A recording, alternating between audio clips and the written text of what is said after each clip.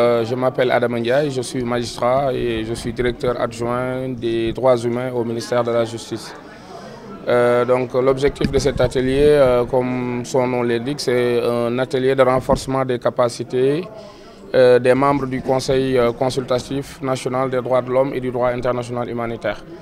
Pourquoi un atelier de renforcement des capacités des membres du Conseil consultatif? Parce que tout simplement, c'est le Conseil consultatif national des droits de l'homme et du droit international humanitaire qui a été institué suivant un arrêté du ministre de la Justice, qui est le mécanisme national d'élaboration et de suivi des rapports. Donc cela veut dire qu'à chaque fois que l'État du Sénégal doit présenter un rapport, que ce soit les rapports avec les organes de traité ou bien, comme c'est le cas aujourd'hui, les rapports de l'examen périodique universel, il appartient à ce Conseil consultatif national des droits de l'homme et du droit international humanitaire qui est constitué des représentants de tous les ministères. Il y a le ministère de la Santé, le ministère de la Justice, de l'Éducation nationale, de l'Intérieur. Tous les ministères sont représentés, mais il y a également les représentants des organisations de la société civile les plus représentatives, mais également le Comité sénégalais des droits de l'homme.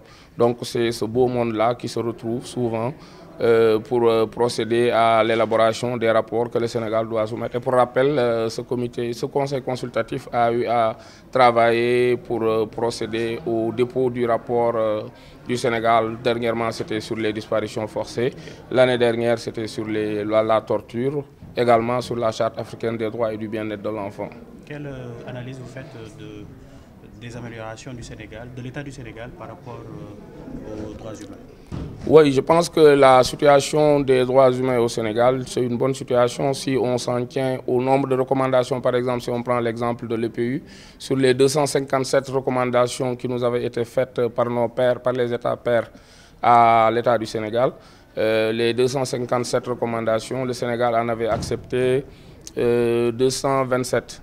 Et sur les 227, la plupart de ces 27 recommandations acceptées font l'objet d'une exécution, c'est-à-dire le Sénégal est en train de se conformer par rapport à ses engagements internationaux. Pour les 30 qui avaient été rejetés, c'est pour des motifs qui sont propres à l'État du Sénégal. C'est la raison pour laquelle donc, le Sénégal avait tout bonnement rejeté donc, ces recommandations-là. Pour les recommandations qui avaient été acceptées, il y avait par exemple pour instituer une loi criminalisant le viol, pour mieux protéger les femmes contre les violences. Le Sénégal a voté une loi en 2020 donc, pour criminaliser le viol. Parmi les engagements également, il y avait le statut A du Comité sénégalais des droits de l'homme.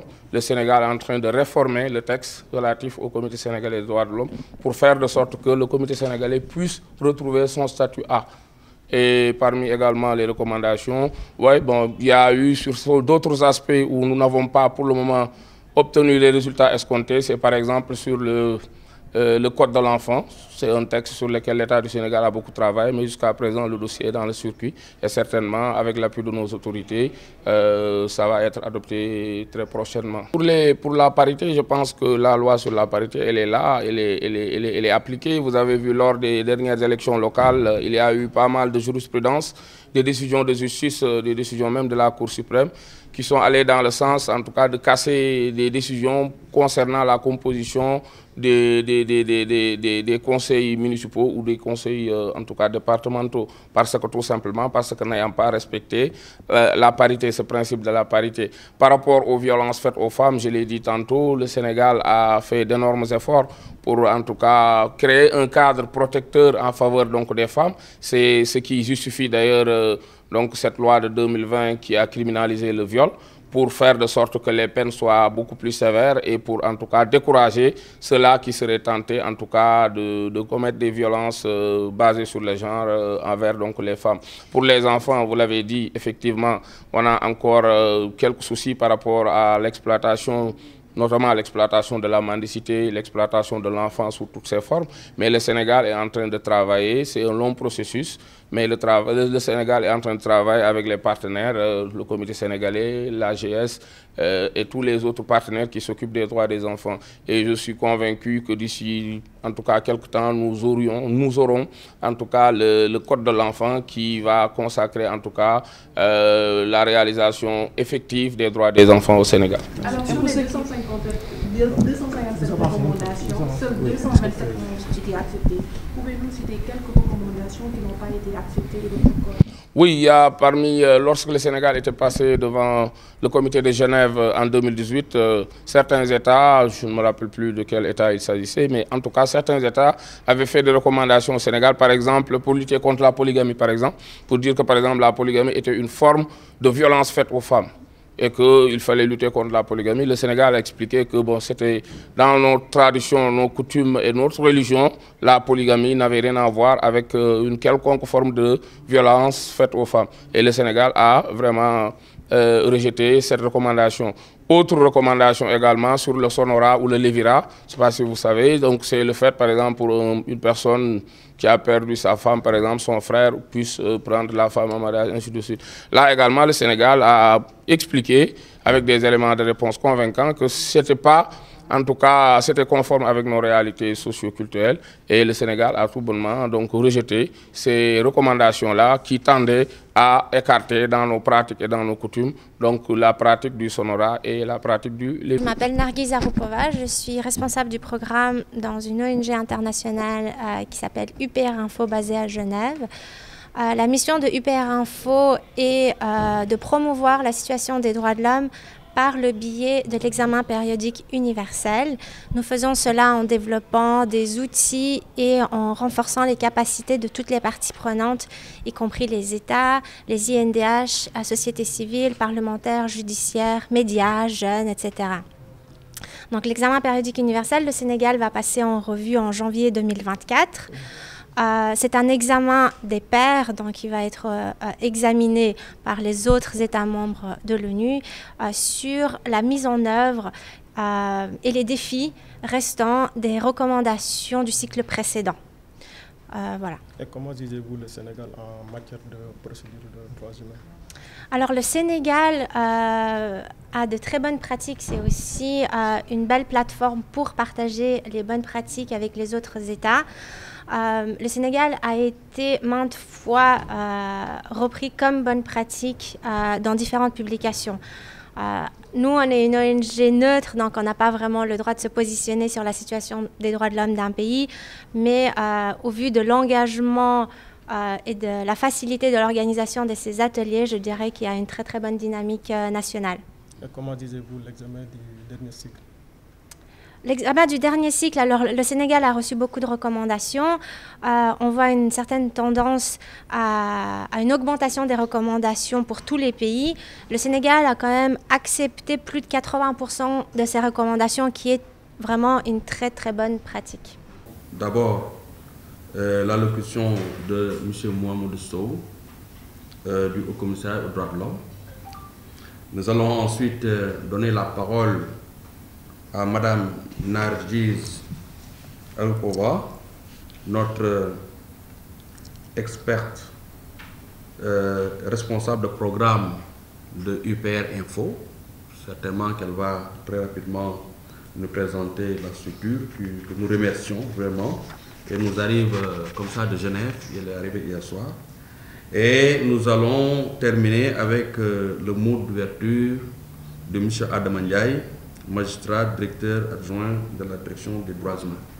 Donc voilà, mesdames et messieurs, l'économie de cette session, cette première session de la journée d'aujourd'hui. Sans plus tarder, mon cher Sow, je vous laisse la parole.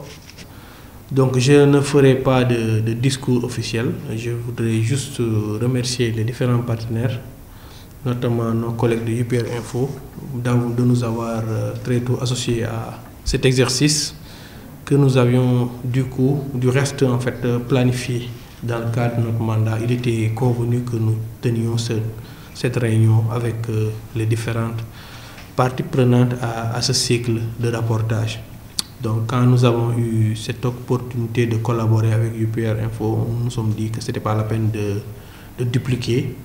Et puisque l'objectif recherché était la même, c'était intéressant qu'on puisse ensemble travailler et vraiment aller dans le sens de la synergie, d'autant plus que le temps qui est imparti ne nous permet pas d'aller dans des doublons.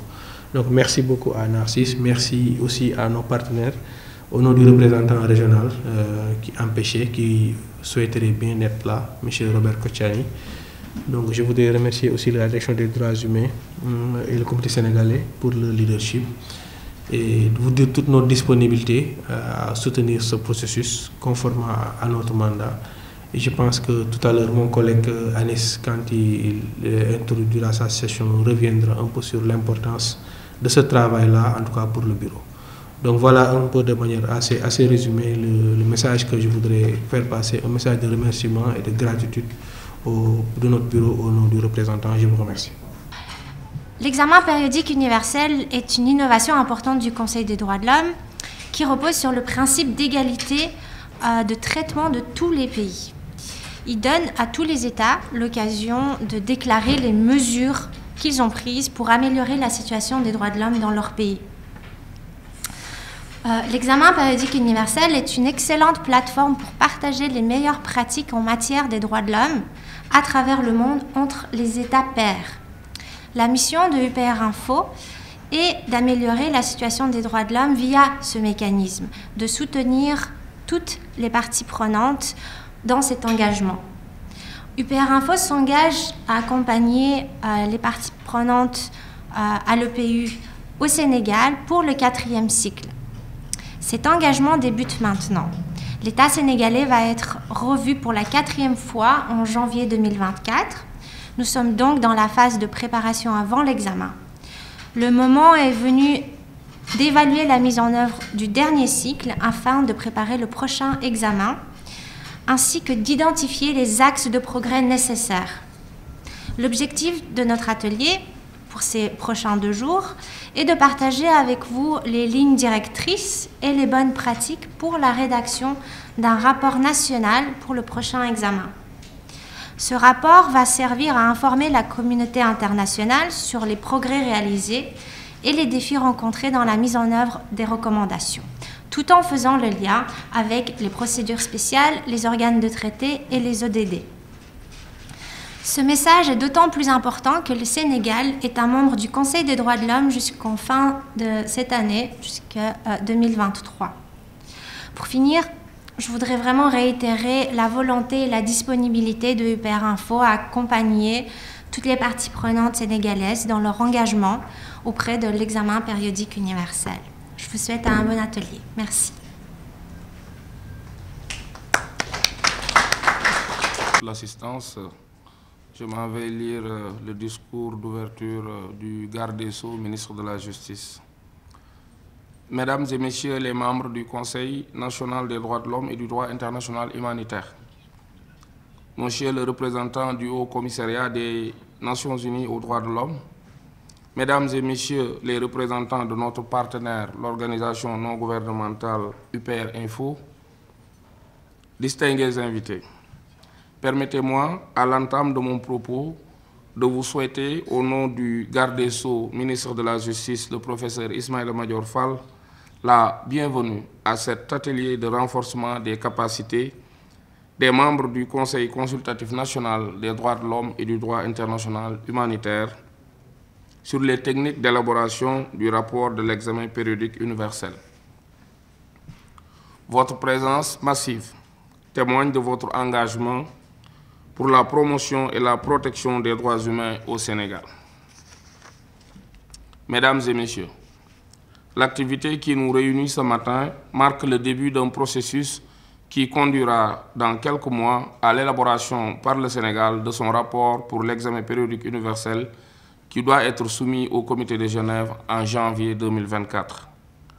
Pour rappel, l'examen périodique universel est un mécanisme en matière de promotion et de protection des droits humains au niveau universel, en ce sens que chacun des 194 États membres de l'Organisation des Nations Unies est soumis à un examen tous les 4 ans par ses pairs sur l'ensemble de son bilan en matière de promotion et de protection des droits humains. Il est important de rappeler que lors de son dernier examen en 2018, 107 pays avaient formulé un nombre total de 257 recommandations à l'État du Sénégal et notre pays en avait accepté 227. C'est dire que pour le 4e cycle prévu en janvier 2024, notre pays devra être évalué sur la base de ces 227 recommandations acceptées en 2018 lors de son dernier passage. Mesdames et messieurs, le ministère de la Justice, à travers la Direction des droits humains, est conscient de l'importance de ce grand rendez-vous. Et c'est pourquoi, en partenariat avec l'organisation non gouvernementale UPR Info, il a initié cet atelier de renforcement des capacités à votre profit, vous qui êtes membre du Conseil consultatif national des droits de l'homme et du droit international humanitaire. Vous qui avez en charge le mécanisme national d'élaboration et de suivi des rapports. Ce présent atelier a donc pour objectif de renforcer les capacités des membres du Conseil consultatif sur les lignes directrices et les bonnes pratiques en matière de rédaction de rapports de l'examen périodique universel. Hier, j'ai eu à m'attarder quelque peu sur le programme pour noter avec intérêt que plusieurs sujets seront abordés par les experts, dont notamment les modalités et les étapes clés du processus de l'examen périodique universel, les lignes directrices de rédaction du rapport de l'examen périodique universel, ainsi que les bonnes pratiques pour une meilleure structuration du rapport de l'examen périodique universel. Ce dernier point, tout comme les deux précédemment cités, vont sans nul doute vous permettre et nous permettre d'améliorer nos connaissances en la matière et, in fine, permettre une participation optimale et efficace du Sénégal lors de son prochain examen prévu en 2024. J'en appelle donc à l'implication de l'ensemble des membres du Conseil afin qu'on puisse, à l'issue de nos travaux, atteindre les objectifs qu'on s'était fixés en organisant un tel atelier. Mesdames et messieurs, je ne saurais terminer mon propos sans réitérer, au nom des plus hautes autorités de ce pays, notre sincère remerciement à notre partenaire, l'organisation non gouvernementale UPR Info, qui a bien voulu mobiliser les moyens humains, techniques et financiers en vue d'appuyer notre pays à mieux se préparer pour son passage à l'examen périodique universel de 2024. Sur ce, je déclare, au nom du garde des Sceaux, ministre de la Justice, ouvert l'atelier de renforcement des capacités des membres du Conseil consultatif national des droits de l'homme et du droit international humanitaire sur les bonnes pratiques ainsi que les lignes directrices en matière de rédaction du rapport pour l'examen périodique universel. Je vous remercie de votre aimable attention.